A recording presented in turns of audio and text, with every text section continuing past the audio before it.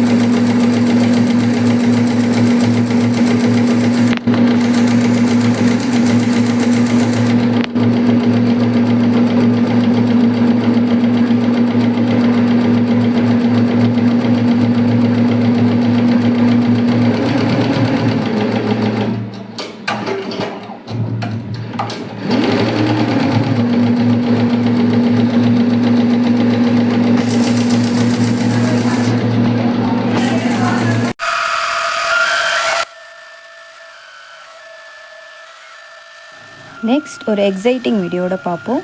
Thank you from Iniya aari designer, Vazhapadi.